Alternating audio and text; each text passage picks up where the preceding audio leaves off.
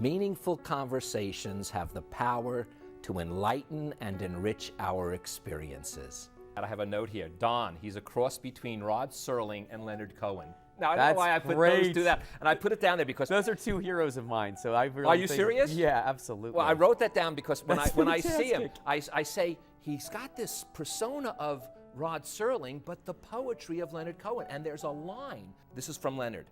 Act the way you would like to be, and soon you'll be the way you act. Do you know the name of the school teacher he was having the affair with? I didn't write it down, but Suzanne. Was that from Leonard's song? I always thought that the year after she and Don were together, she'd probably be in the Village living with Leonard Cohen. Oh, at the Chelsea Hotel. Yes. On an unmade bed. On an unmade bed. Oh my gosh. We live in fear of making mistakes, but real growth comes when we are not in our comfort zone. And that's the way to get out of the comfort zone. Absolutely.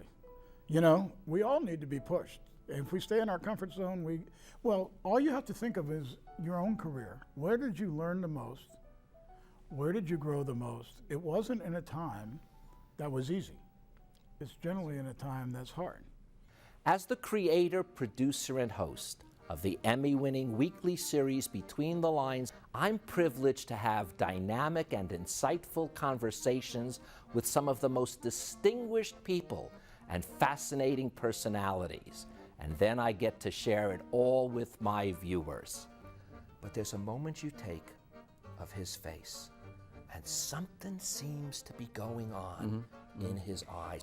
There's some sense of epiphany Nixon's having at that moment. Thrilled you caught on to that scene because no one ever talks about that scene, and it meant so much to all of us, the piano scene and the moment at the end of it, and no one else has highlighted that. Oftentimes, I feel it is through the uncertainty, the questioning, that discovery of the uncertain, that we really find out what we're about, what our nation's about, what the universe is about.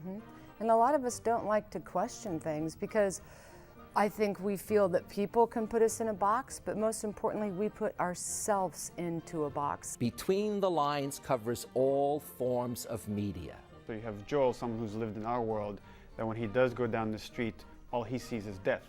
And you have someone like Ellie that was born after this outbreak, and she goes down the street and she just sees the beauty. That's why I go back to that sense of hitting our chakras. You were concerned about that beat. I just love the chakra analogy.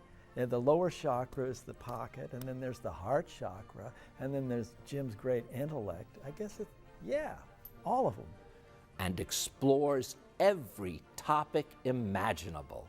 It's the lower expectation that sometimes makes you grounded and allows you to really push your performance, and you seem aware of that. My biggest battle that I had was I came outside of myself periodically, and I always had to remind myself, you're good enough, your talent's good enough, don't try so hard. Let it come to you, let it unfold.